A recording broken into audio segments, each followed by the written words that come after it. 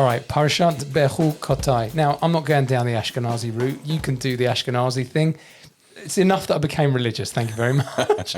What is going on in this week's Parasha? What have you got for me? What have you got for us? So it starts off with 11 verses of blessings, peace, everything you possibly want. You'll sow the land with produce and great stuff's going to grow. Wonderful. Just 11 verses. Okay. Then there's a significant section which we call the tochacha.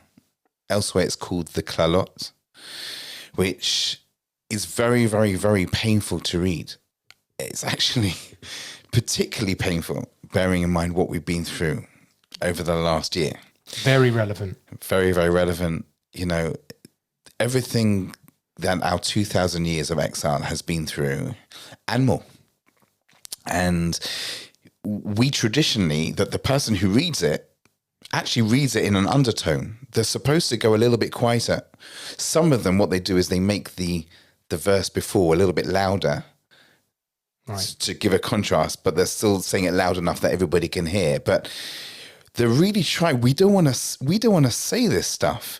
Traditionally, at least among Ashkenazi communities, I don't know what it's like in the Sephardim, Ashkenazi communities, we will not call somebody up for that particular aliyah. Meaning what? Well, what, they just appear at the Torah? Well, there's either the person who's reading it will be the just start saying the blessing, right? Or sometimes I believe there are some communities where nobody's called up at all. Now, I haven't seen that, but I've been told that that is the case, because we don't want to call somebody up for this aliyah, this section of Torah reading that's just filled with our terrible history or the prophecy of what's going to happen when we're not doing well as a result of misdirected behavior. Yeah. That's the bottom line to the tochacha. Bechukotai means my statutes. When you keep my rules, then I'll give you 11 verses of unbelievable peace, amazing. Probably only existed in the times of King Solomon. Shlomo HaMelech, 40 years, where those verses were all peace. Everything was great.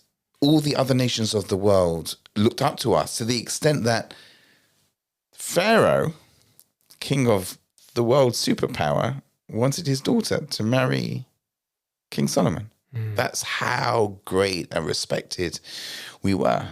Have you never been bothered by the fact that the Jews just haven't ever got it right? I prefer to look at it the other way around. I prefer to say, he loves us.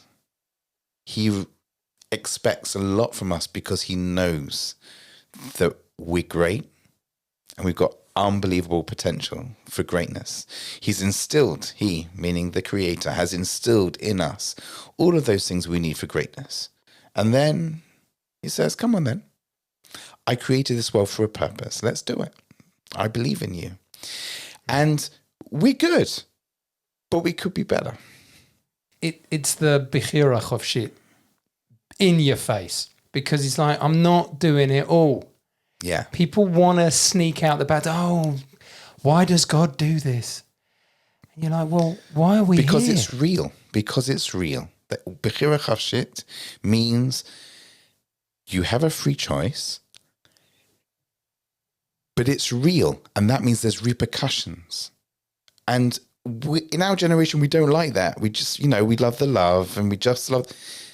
But if there's just love without any repercussions, then I don't know if that's real love. I'll give you an example. Imagine, let's talk about relationships and husband and wife, I know that if I don't do certain things that are expected of me inside the home, I know that it's going to strain my relationship. Oh, but that's not fair. Surely everything goes and it should be... No, but we understand in real relationships, that's not the case. It isn't the case. So that doesn't necessarily explain away all of our hardships. And I don't think in this world we'll ever truly understand and get a real understanding. That's why we say in our Shir HaMalot, that we say before benching on Shabbat, we say, 𝗔𝗕𝗕𝗕𝗏 𝗥𝗔𝗕𝗕𝗕𝗏. Then our mouths will be filled with laughter because we'll look back and we'll get it. We'll understand. We don't get it. Right now, we have a blessing when a tragedy happens. Unfortunately, we've been saying it many times recently. Baruch Dayan Ha'emet, which means blessed is the true judge. I don't get it. I know he's the true judge because I believe that, but I don't get it. So I'll bless him because he's judging the way that is right, and I don't understand. According to many commentaries, when Mashiach comes and we'll look back and we'll say, I get it. Then we'll say for the same thing, we'll say, Baruch 𝗪𝗪𝗪 𝗪. Blessed is the one who's good and who does good. Because we'll see, that was good. It's almost impossible to even say those words now. How can you even say those words? That's why we don't say those words now. Absolutely. It seems so insane. Too much. But we're told there's going to come a time we'll look back and we're going to be able to see it and see the puzzle, the jigsaw, see how it all fits together and understand how everything was just right, just the way it was supposed to be. That doesn't mean that it's not painful. And that's why we read it quietly. Because right now we can't see it. It's too much pain and too much suffering. So we say it, but quietly. After that, the next section, although I don't think we should focus on it today, is all about the value of donations to the temple and different sacrifices and how much they're worth and how you value them and how you exchange them for other sacrifices.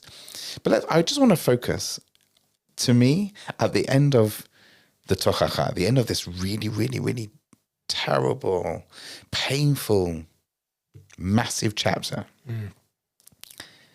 There are three of my favorite verses in the whole of the Torah. I'm not sure you're allowed to say that actually, because everything's great. Don't worry, right? It's just between the two of us and whoever listens. Let's say three of the most poignant for us in our generation verses, and that is at the end of all of this stuff.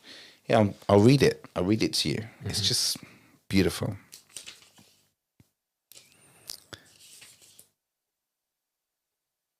Suffering, pain, rejection.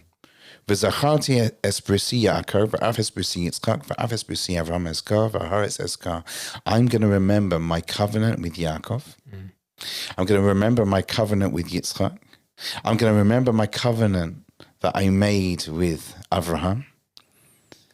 והארץ אזכר. I'm also going to remember the land, our land. I'm going to remember that.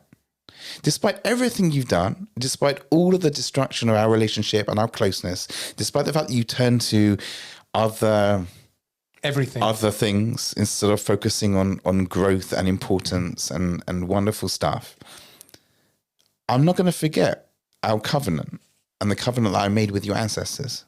And then 2 verses later, v'af gam zos. And even so, even despite all the pain and suffering, when you are in the land of your enemies, I will never fully reject you, to destroy you completely, to annul my covenant with you, or with them, because I am Hashem, their God. I will never, ever, ever, ever annul our covenant. Now, through the last 2,000 years, perhaps less so now, because Christianity has come through a new age, but for the significant percentage of the last 2,000 years, being told by our Christian neighbors that they have the Brit Chadashah, that's what they call it, the new covenant. Yep. God rejected us. We're done for. He abandoned us. And they believe in this book.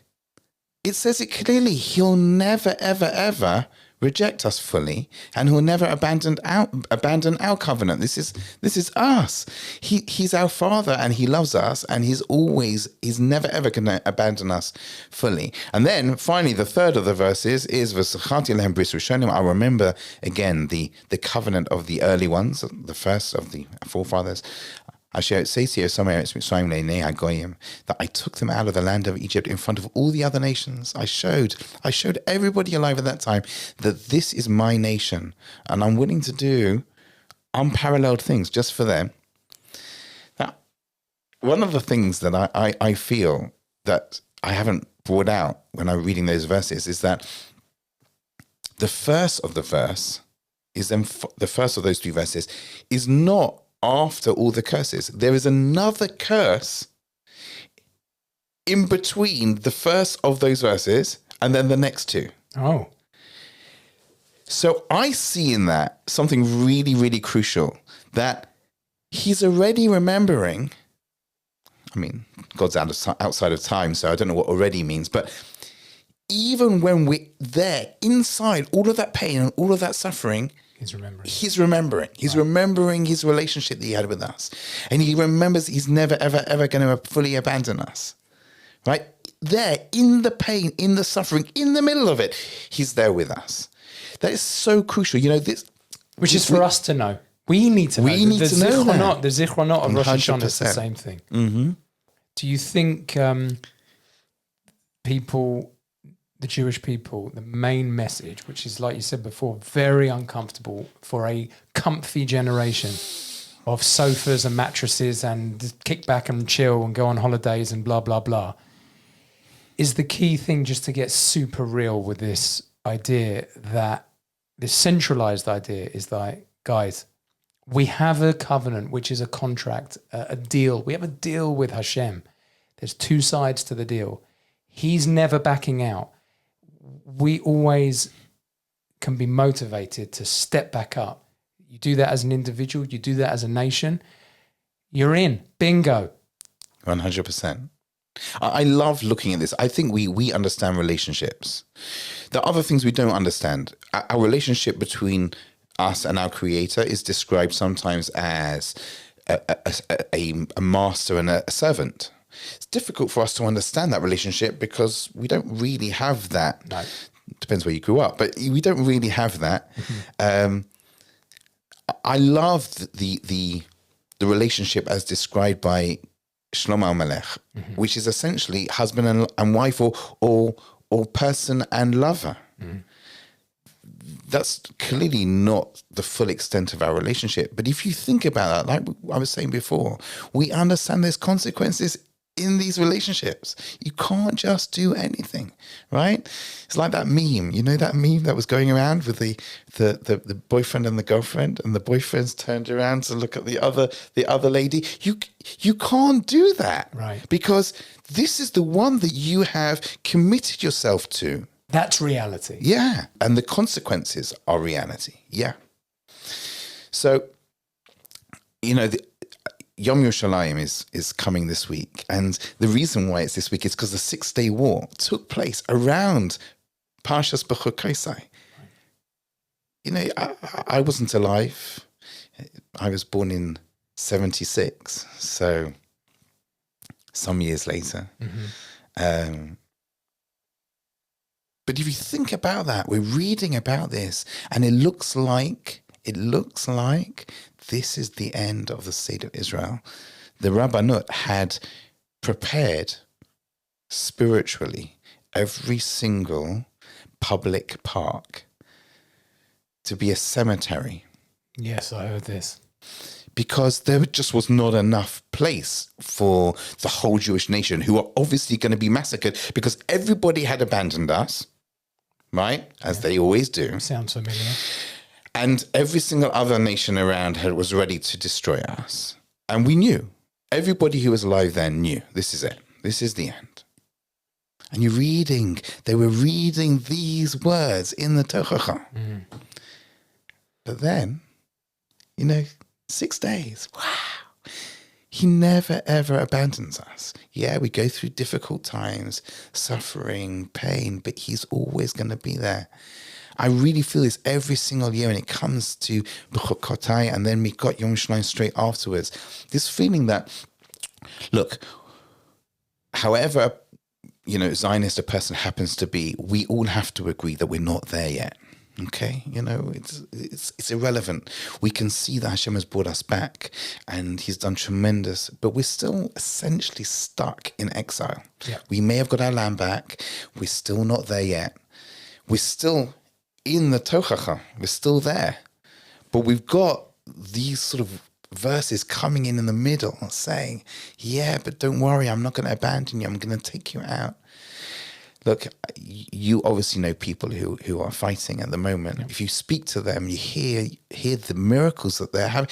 We also hear the news reports all of the painful results. That's where we have to dig in. But if you speak to people, you can see how Hashem isn't abandoning us. I mean, my cousin was in Gaza for many, many weeks.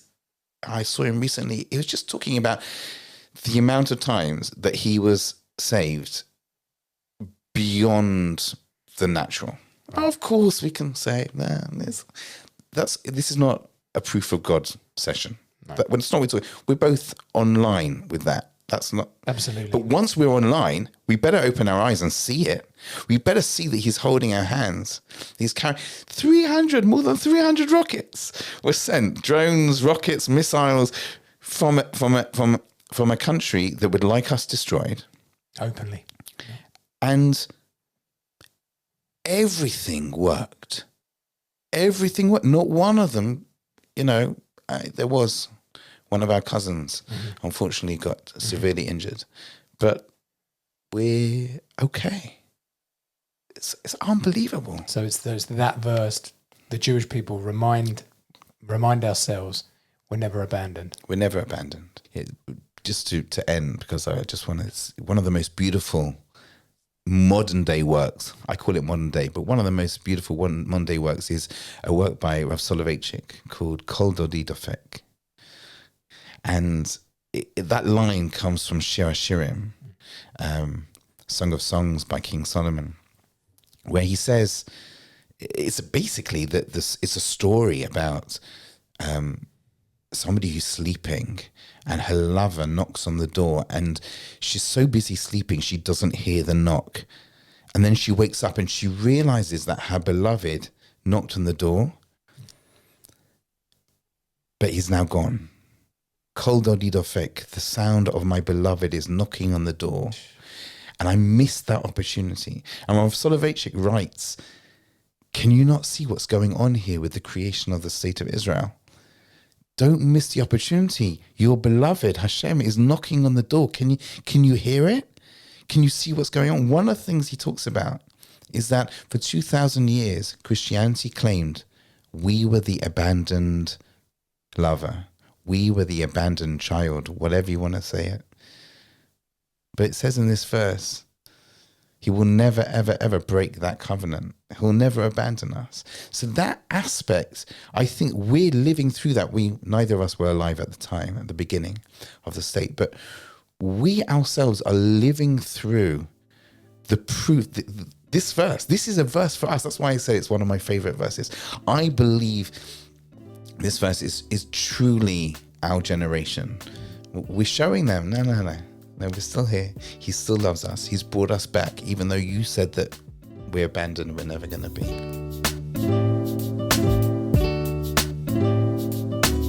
This show is brought to you by Dream Digital Art, the place to buy the coolest Jewish and Israel-related art pieces and products. As a schmoozing podcast fan, you'll get 10% off your online order with the promo code shmoozed10.